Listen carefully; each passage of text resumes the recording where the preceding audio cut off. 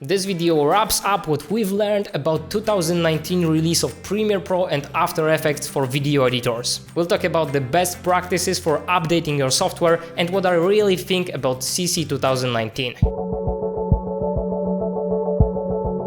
Hey, my name is Piotr Toczyński, you can call me Peter. Cut to the Point channel is all about mastering film editing, about streamlining the editing process so you know what's the point of every cut you make in the story you want to tell. So I decided to make a fifth video to talk about the best practices for updating your Premiere Pro and After Effects. Actually, I think this should apply to any software you may want to upgrade. If you haven't seen previous videos, please click the card here to start from the first one. I know from observation that after each new release, there will be a ton of people who will not upgrade because they will be afraid that the new version is unstable, or they will upgrade and if anything goes wrong, if there is any bug, they will hate Adobe and the whole world. And I think you shouldn't be on either side. It's obvious that for such a powerful software that is used in quadrillion workflows and projects, there will be bugs. So the way to go is to upgrade your software, but to do it wisely, meaning not getting rid of the previous version, especially if you have an important project in progress. Even though it sounds obvious, not many people do it. Please be one of those who do it from now on, and if you were, congratulations, thank you. So when you click upgrade in your Creative Cloud application, there will be an option to preserve the old version. Use it. Okay, so let's say you did everything in a good way. Now what? First of all, finish your important projects in the old version. Meanwhile, try to test the new version for the less important projects or the one with a long deadline or just for family videos. Use it for important clients projects when you see it works fine with your computer, with your footage and with your workflow. And for the second part of this video, I wanted to say what I really think, what I actually think about the new release and what are my personal feelings about it.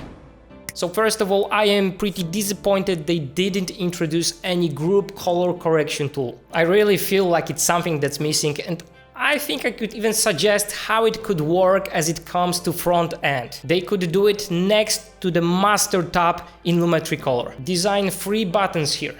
Default clip level button, master level button, and the new group level button. What do you guys think? There is no an easy way to color grade, color correct a group of clips, and for me that's annoying. Is it something you would use in your workflow? I think you would, but let me know in the comments. I reply to every single one, so let's have a conversation there.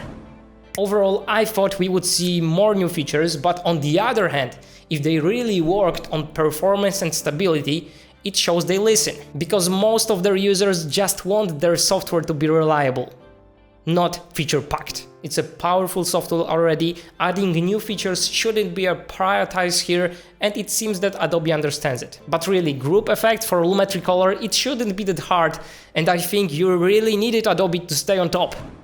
Also, I love team projects. I started to use them for collaboration with my friend Dan, who lives on the other side of the globe in Melbourne, Australia, and I really wanted to see more updates for this feature. Especially, I wanted to be introduced in an individual plan of Creative Cloud as well. Right now, if you have individual plan, you don't have an access to this feature, which really sucks. You need to have a plan for teams or entrepreneurs, which is of course more expensive. Adobe, please do something about it. Many freelancers would benefit from it. This is the second UserVoice thread I will open, and please go to the links in the description and support these threads. Let's change the face of Premiere Pro once again. Okay, that's it. Again, I focused on updates that will affect the life of video editor because that's what Cut to the Point channel is all about. My friend Jason Boone has a great video about what's new in After Effects CC 2019. Go check it out. Please subscribe if you're serious about video editing and hit that bell icon so you don't miss out on new videos. It was Peter.